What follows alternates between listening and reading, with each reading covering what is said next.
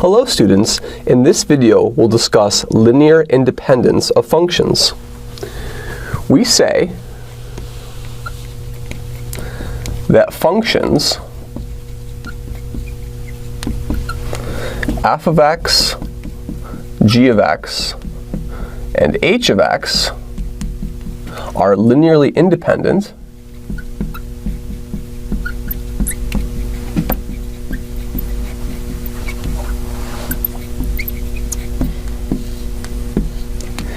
if, whenever, a combination of them adds up to 0,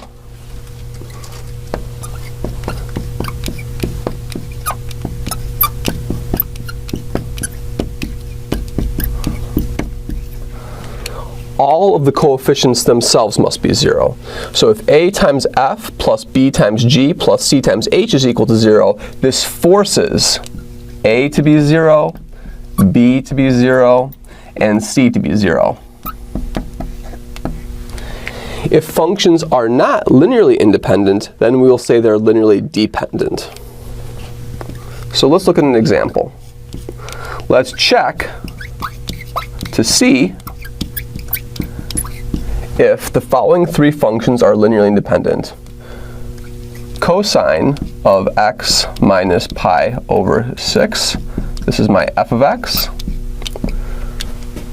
Cosine of x. This is my g of x.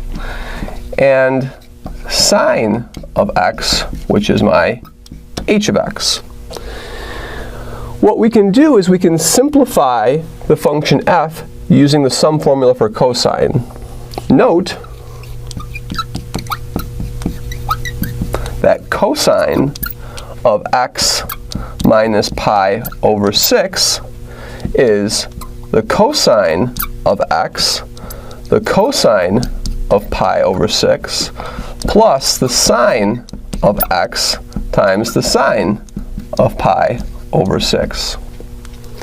Now the cosine of pi over 6 is root 3 over 2, so this is root 3 over 2 times cosine x, and the sine of pi over 6 is a half, so this is 1/2 sine of x.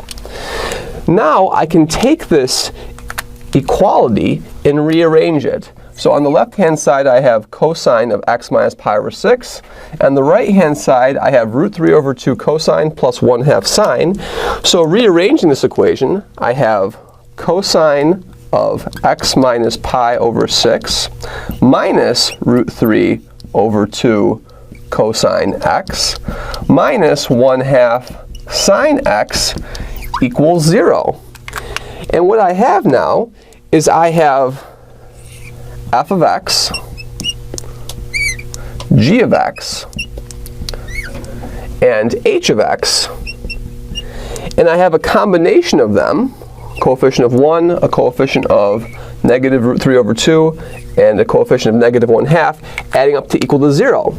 This does not imply that the coefficients are equal to 0, therefore these three functions are linearly dependent. This implies cosine of x minus pi over 6, cosine of x, and sine of x are dependent, or linearly dependent. Let's see an example of functions that are linearly independent. Let's check to see if the following two functions are linearly independent. F of x, which is e to the x, and g of x, which is e to the 2x. Notice that I don't have three functions, so we can just simply look at a f plus b g equal to 0 and discard the h term. If there were more functions, I would just add more terms into the expression. So, if I have a times e to the x plus b times e to the 2x equals 0, I'd like to show that both a and b are 0 in order to show that they're independent. Let me take this equation and differentiate it. If we do the derivative of this equation, we will have a e to the x plus 2b e to the 2x equals 0. If I call this equation equation 1 and this equation equation 2, equation 2 minus equation 1,